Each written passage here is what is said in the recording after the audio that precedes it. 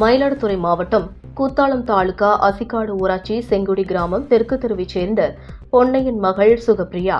இவர் சென்னையில் நர்சிங் வேலை பார்த்து வருகிறார். அதே பகுதி மேலத்தெருவைச் சேர்ந்த அழகர் சாமியின் மகன் வினோத்.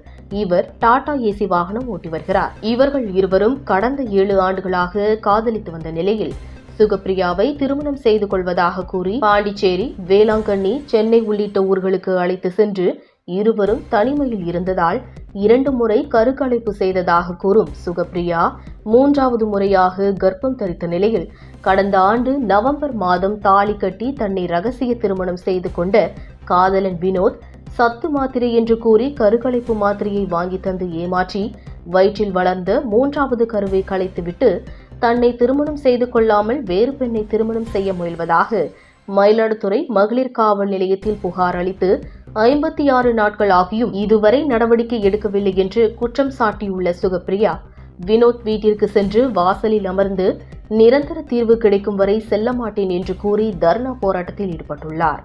வினோத் வீட்டில் இருந்த பெற்றோர்கள் வீட்டின் கதவை பூட்டிவிட்டு வெளியே சென்றுவிட்ட நிலையில் வீட்டின் வாசல் கேட் பூட்டை உடைத்து உள்ளே சென்றதாக காவல் நிலையத்தில் வினோத் குடும்பத்தார் புகார் அளித்துள்ளனர். இந்த சம்பவம் தொடர்பாக பெரம்பூர் போலீசார் சம்பவ இடத்திற்கு வந்து விசாரணை மேற்கொண்டனர். இந்த நிலையில் மயிலாடுதுறை மகளிர் காவல் நிலையத்தில் காதலன் மீது நடவடிக்கை எடுக்க வேண்டாம், இருவரையும் சேர்த்து வையுங்கள் என்று கூறியதன் பெயரில் இரு குடும்பத்தாரும் பேச்சுவார்த்தை நடத்த கால அவகாசம் பெற்று சென்றதால் நடவடிக்கை எடுக்காமல் நிறுத்தி வைத்ததாக கூறிய போலீசார், சுகப்பிரியா காதலன் வீட்டின் முன்பு தர்ணா போராட்டத்தில் ஈடுபட்டதால் வினோத்தை கைது செய்து திருமணம் செய்வதாக ஆசை வார்த்தை கூறி ஏமாற்றுதல் 420, 417 ஆகிய சட்டப்பிரிவுகளின் கீழ் வழக்கு பதிவு செய்து நீதிமன்றத்தில் ஆஜர்படுத்தி சிறையில் அடைத்தனர்.